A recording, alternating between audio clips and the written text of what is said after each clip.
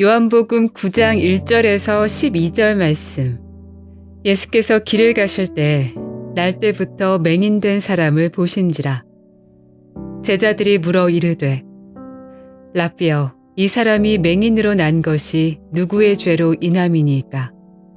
자기니이까 그의 부모니이까?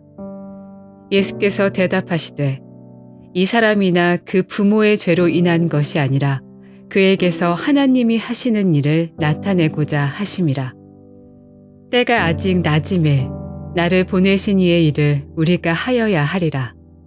밤이 오리니 그때는 아무도 일할 수 없느니라. 내가 세상에 있는 동안에는 세상의 빛이로라.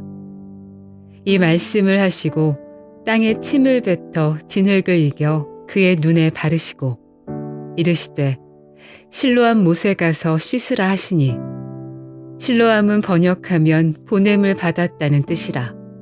이에 가서 씻고 밝은 눈으로 왔더라. 이웃 사람들과 전에 그가 거린인 것을 보았던 사람들이 이르되 이는 앉아서 구걸하던 자가 아니냐. 어떤 사람은 그 사람이라 하며 어떤 사람은 아니라 그와 비슷하다 하거늘 자기 말은 내가 그라 하니, 그들이 묻되 그러면 내 눈이 어떻게 떠졌느냐. 대답하되 예수라 하는 그 사람이 진흙을 이겨 내 눈에 바르고 나더러 실로암에 가서 씻으라 하기에 가서 씻었더니 보게 되었노라. 그들이 이르되 그가 어디에 있느냐. 이르되 알지 못하노라 하니라. 오늘도 주만나 묵상을 통해 하나님의 선하심을 맛보아하시길 주님의 이름으로 축복합니다. 1755년에 포르투갈의 수도인 리스본에서 큰 지진이 일어났습니다. 이 지진으로 리스본 인구의 5분의 1이 목숨을 잃었고 건축물의 85%가 붕괴되었다고 합니다. 실로 엄청난 재앙이었던 것이죠.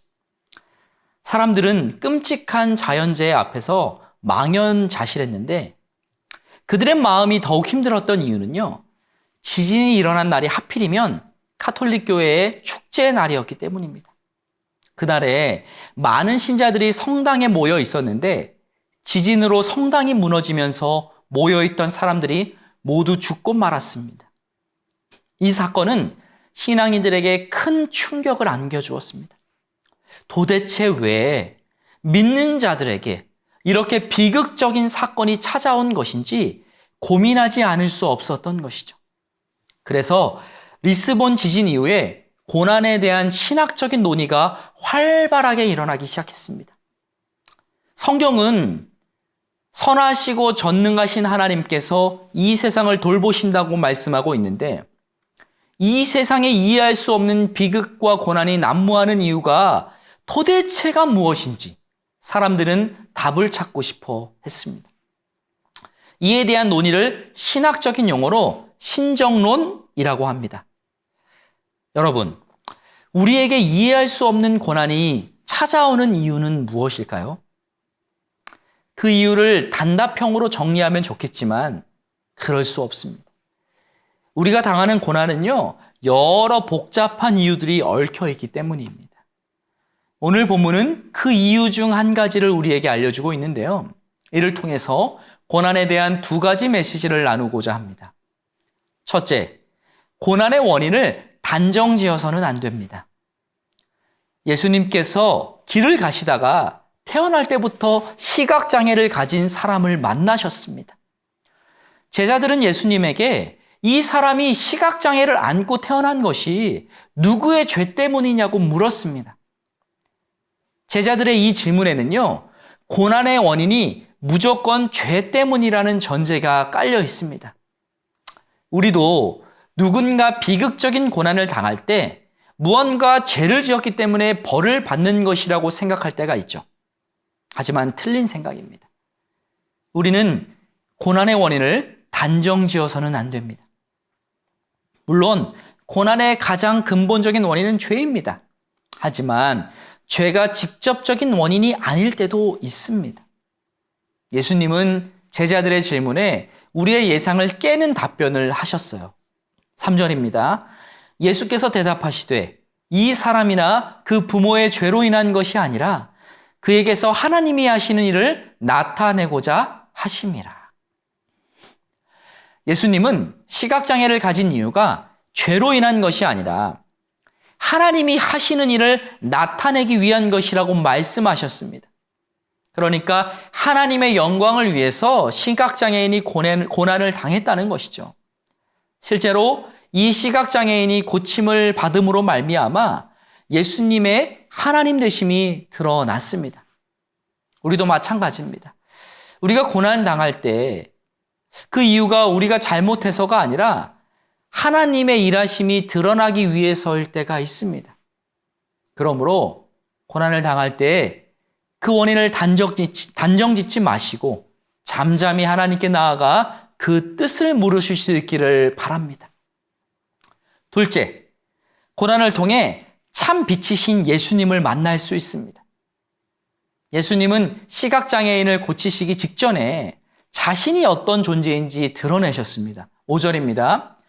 내가 세상에 있는 동안에는 세상의 빛이로라. 예수님은 이 말씀을 하시고 진흙을 만들어서 그의 눈에 바르신 뒤 실로암이라는 연못에 가서 씻게 하셨습니다. 그러자 기적이 일어났습니다.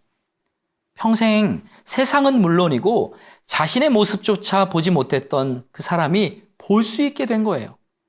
뿐만 아니라 그는 하나님의 아들이신 예수 그리스도를 직접 눈앞에서 보게 되는 축복을 경험했습니다.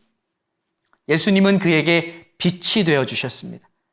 그의 육적인 눈과 영적인 눈 모두를 고쳐주셨어요.